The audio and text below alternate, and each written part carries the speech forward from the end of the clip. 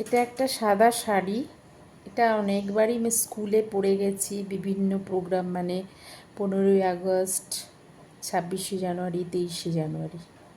পুরো সাদা, এর মধ্যে কোনো কালার দিয়ে কোনো কিছু করা নেই। তো হঠাৎ করেই মাথায় এলো যে এই সাদাটার ওপর, সাদা শাড়িটার ওপর কিছু একটা করি। তার জন্য একটা ওড়না ছিল, যেই ওড়নাটার মাঝে মাঝে নেট ছিল, এর মাঝে এতটা নেট ছিল, আবার এই রকম ছিল, আবার মাঝে এতটা নেট ছিল, তারপরে এইটা ছিল। আমি নেটগুলোকে কেটে নিয়ে শুধু এই রকম করে করে নিয়েছি, এই ছোট্ট সরু পাড় করে করে নিয়েছি, সরু পাড় করে করে নিয়েছি।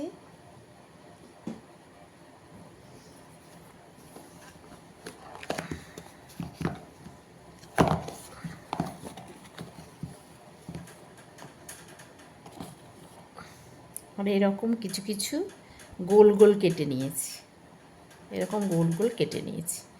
এই পাড়গুলোকে পাড়ের দিকে, মানে এই দিকে লাগাবো, এই দিকে লাগাবো, আর গোল গোলগুলোকে মাঝে দিয়ে দেবো।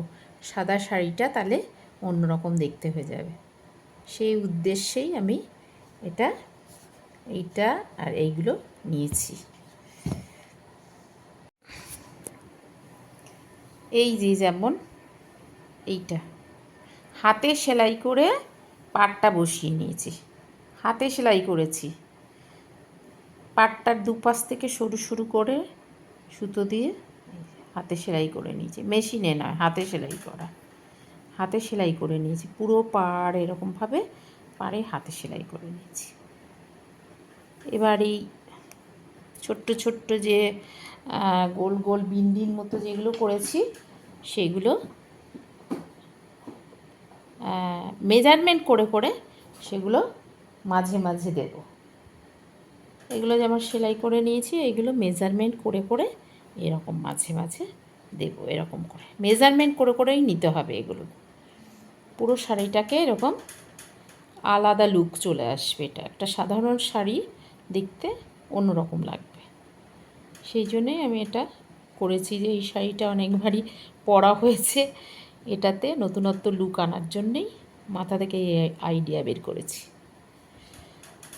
আচ্ছা, এটা দেখিয়ে দিলাম। এবারে এইটা লাগানোর পরে, কমপ্লিট করার পরে পুরো শাড়িটার লুকটা কীরকম হয় আমি দেখাচ্ছি। আর এই পাড়ের সাহায্যেই এই গোল গোল বিন্দিগুলো করেছি। সেটা করতে যে কোনো ছোট্ট গোল মুকালা কোনো কিছু লাগবে, যেটা এরকম দিতে হবে, দিয়ে দাগ দিতে হবে এবং কাঁচির সাহায্যে সেটা কেটে নিতে হবে।